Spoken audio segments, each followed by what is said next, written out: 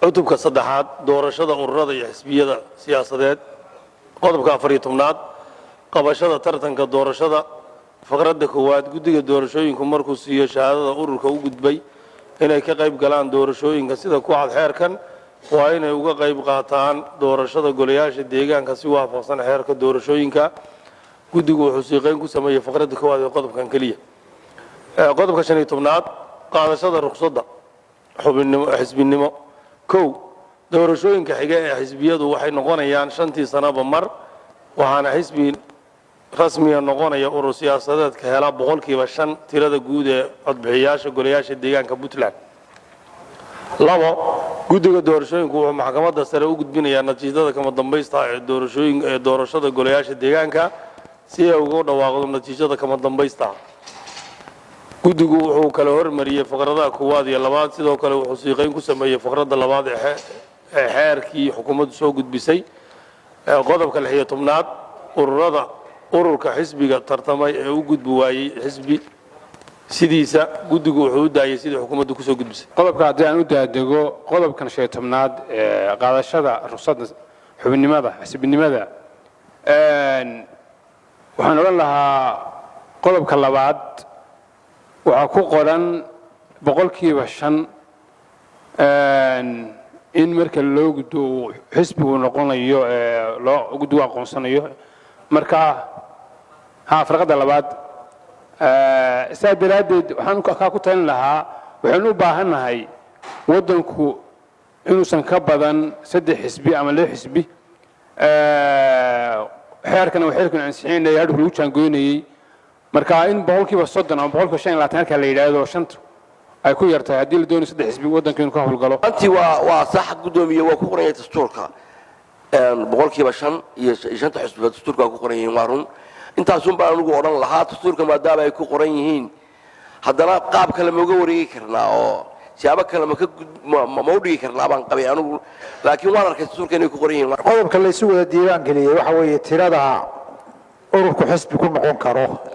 waa inuu ururkii 5% helo doorashada golayaasha deegaanka inuu xisbi noqon karo arrintaas hadee anigu shalay meelaynu ku ansixinay ma xusuusnin laakiin dastuurtay ku qoran tahay la leeyahay laakiin si kastay dastuurka ugu qoran tahay waxaad moodaa inaanay loojikada waafaqsanayn oo xisbiyada haddii 10 xisbi wixiiba qaybsadaan oo 5 helaan 10 xisbi dalku qaadi karaa anigu waxaan oran lahaa arrintaas dib ha loo eego si kastaba dariiqad kastaba ha loo mariyo aad iyo shantaa buu ahaa isagiina waxaa leeyahay dastuur ku qoran yahay marka aqliyad loo eegana 5% waxaa soo bixi kara xisbiyo fara badan oo gaadhaya 20 boqolkiiba marka la qiimeeyo anigu waxaan oran lahaa haddii dastuurka 5% ku qoran tahay si kaleba ha looga wareego hal la yiraahdo goboladiina way yiriino waxa laga dhigay 3 gobol almiina gobolada dhan hal la yiraahdo halka 3 gobol laga leeyahay ama ugu yaraan 6 gobol ha ka soo baxaan 5% ka helaan xusbi kasta marka intaasaan soo jeedin lahaa waa mahadsantiin maqaam hay'ad dawladeed iyo hamaamus sare marka hay'ad dawladeed iyo xisbi waa halka ku qoran inuu leeyahay maqaamkeedii halka marka inay noo macneeyaan baan rabnaa waxaa looga jeedaa xisbigu inuu yeesho hay'ad dawli ah maqaamkeedii garanna inuu noqdo shakhsiyad qaanuuniya oo maxaan ku raadayay laakiin hay'adda dawladeed iyo isaga in fasal la sameeyo tan kale xisbiga waxa la siin karaa waa sharci baa la siin karaa ama shati baa la siin karaa ama ruqsad baa la siin karaa haddii xisbigu 5 sano intuu ku guda jiro uu hoos uga dhaco shuruudihii lagu siiyay xisbiga xisbigu iska sii ahaanaya مثلا شرر بو قبسن waa iska kala tagay ruqsadii intuu qaatay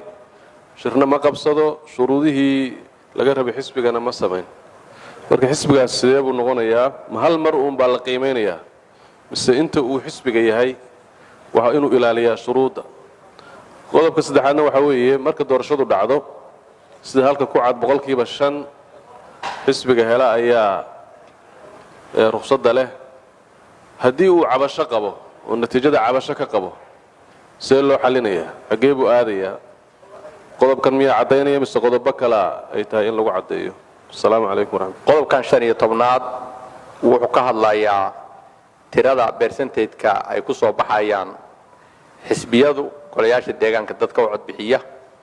iyo waqtiga ay xilka haynayaan labadabana sida cad waa run dastuurka ayaa xadidaya oo 46 qodobka ah ayaa xadidaya wuxuu ka dhigayaa boqolkiiba 5 xisbiga hela codbixiyayaashii tirada guud markii la helo ayaa xisbi u gudbaaya 5 sanona mandate-ka xisbigu wuxuu noqonayaa 5 sano labaduba waxay noqonayaan caqabado taagan inaguna golihii xeer dejintaynu nahay dastuurkiina sidaas u dhigaya maxaa xal inoo ka amarka sidaas isaga taagnaanaysa arrintaasu ma tala kale loo baahan yahay ilo waxa layna ka rabaa odayaal baynu nahay wadanka mas'uuliyad bayna ka saaran waxa la rabaa inaynu iswaafajino xeerarkeena dastuurkii lama khilaafi karo waa ogti waa sax oo xadu xeerku dastuurka ka hor yimaado xeer noqon maayo dastuurkii sidaas uu noqonaya dhigaya ummadda Puntland caqabad bay ku tahay maxay inaga inoo ka tahay qadan hadda dooda badan dhalisay oo dastuurka ku qoran macnaha idinka sayn la muuqata aragtida xildhibaanadu ama guud ahaan markaad qiimeeynaysan dastuurka sax way waa ku qoran tahay laakiin in 20 xisbi oo kale inay soo baxaan ama 10 xisbi waddan ku yeesho ka gudi ahaan arrin munaasab ah in la tahay maxaase xal u haystaan maadaama dastuurku anaga xildhibaano badan oo aragtidaas qabo waxay u muuqataa in dastuurku maaragtay ay tahay arrin aan ku habboonayn oo dastuurka in wax laga bedelo u baahan yahay ma in la muuqataa in qodobkan oo kale uu saan ugu habboon yahay mise waxa in la muuqataa in dastuurka dib loogu noqdo dastuurka in wax laga bedelo ay ku habboon tahay shakhsiyad qaanuuniya ma xisbiga dhanba iska leh qof kastoo waa in xasaanada xisbiga ma waxaa leh magaca xisbiga mise shakhsiyaad oo gudoomiyuhu ka mid yahay su'aasha kale shanta boqolkiiba 5 haddii 300,000 ama 400,000 weliba dadku hadda aad bay u rabaan inay codeeyaan haddii 600,000 codeyso tiro badan oo xisbiya baa soo baxay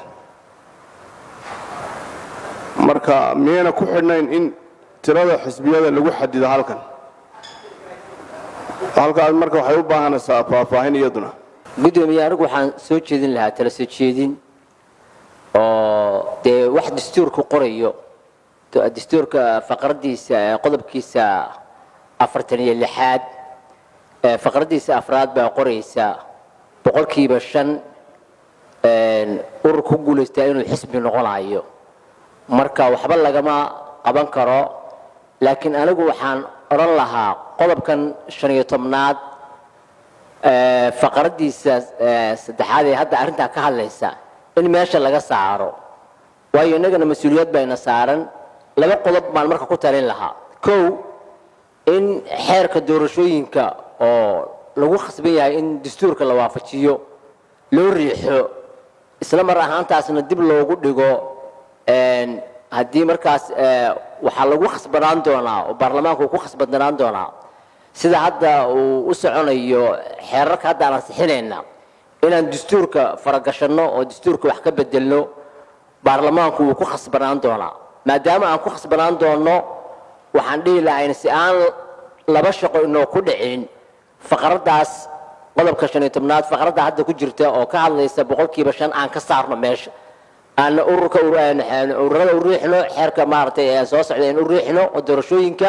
isla mar ahaantaana markaana aynu dastuurka iyo xeerkaas iswaafaqsano qodobka la soo diiwaan geliyo horta badanaa waa qodobkaas weeye boqolkiiba 5 ah dastuurkan ku qoran tahay baa la yiri waxaan ognahay dastuurkii hore inuu xadidayo xisbiyada markii doorashadu dhacday ururadu soo baxeen 8 urur soo baxeen in dastuurka la bedelay lagu beesgareeyay boqolkiiba 5 iyadoo la rabo in 8 urur soo baxaan dadka marka xilligaas diiwaan galay reer Puntland boqolkiiba 30 ma ahayn maanta waxa diiwaan gelinaya dadku doorashada diyaar baa loo yahay waa la fahmay boqolkiiba 99 wala diiwaan gelinaya waxa soo baxaya marka boqolkiiba 5 markii la yiraahdo 20 xisbi soo baxaya wax saxana ma aha arinta marka waxaan qabaa qodobkaas inaan meesha ka saaro u reexno xeerka doorashooyinka iyo dastuurka waa laga maarmaan dastuurka ururada oo jira oo 8 urur ah baa la furay dastuurka oo lagu beesgareeyay xeerka doorashooyinka markuu yimaadona laga maarmaan weyn dastuurka loo furo qodobo badan bay iska saameynayaan marka waxaan qabaa mas'uuliyad bayna saaran dalkeena oo turaan rabaa 20 xisbi inay soo baxaan inuu maanta go'aaminona wax sax noqon mayso waxaan u maleynayaa marka laga reebo qoslaya oo su'aalna weydiinta kale waxay ahayd hadal isu eg arrintan shanta ah oo xadidayo dastuurku iyo arrin ku saabsan baa xildhibaanada dhan ka hadleen isku si baynu u hadleen xildhibaanada sharafta waxaan idiin sheegaynaa markaan su-aashii isdul taago maxamed annaguna waxaanu u aragnaa sidaad u aragtaan laakiin waxaana khasbaya oo inaan dhaafi karayn wuxuu yahay dastuurka inaan ilaalino mudanayaal waxaan idin xusuusinayaa dhammaan xeerkan iyo xeerarkeenu soo maray waxaa ku jiray waxyaalo maangal ah in laga bedelo oo sida dastuurku u qoraayo aanay sax ku ahayn marka loo eego hanaanka xisbiyada badan iyo maxaan ku dhahdaa nidaamka one man one vote inaanay sax ku ahayn ama waxa soo tirooyinka ha ahaato ama qodobo badan oo soo socda iyo kuwa soo dhaafna ahaato dhammaantood waxay u baahan yihiin in sida ay maangal ku yihiin loo maro waxaana ina caqabad ku ah dastuurka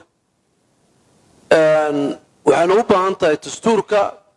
in la waafajiyo nidaamka aan u soconno ceebna maaha dastuurka in la furo dastuurku waa heshiis bulsho waxaana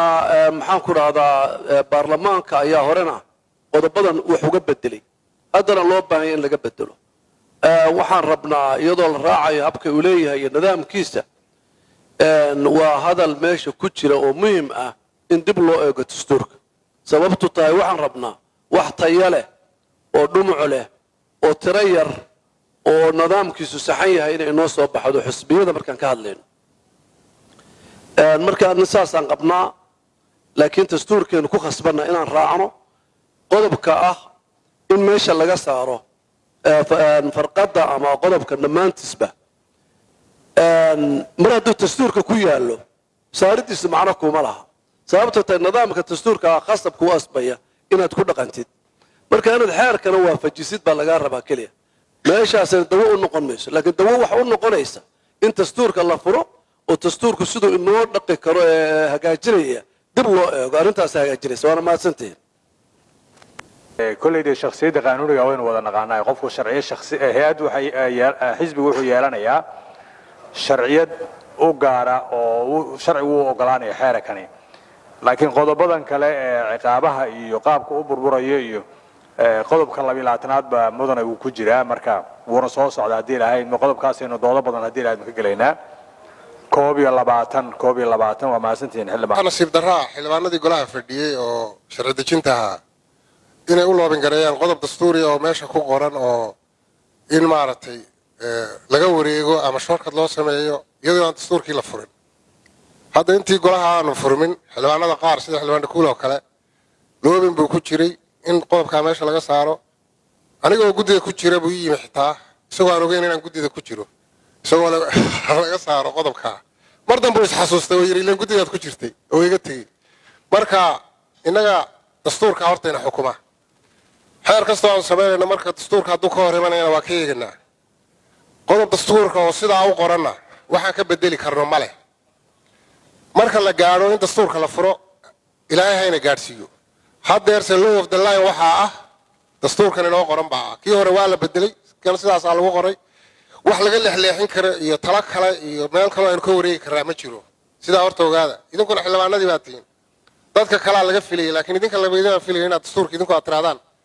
idinkoo og qodobkii oo haddana og inaad tirahdaan bal si kale ha loo dhigo ha laga wareego aad baa nasiib darro u tahay baan intaa odhan lahaa wax su-aal oo badan kuma ay jirin tii dhaharna guddoomiyaha ka jawaaba qodobka 11aad baa faahfaahin doona waa mahadsantihin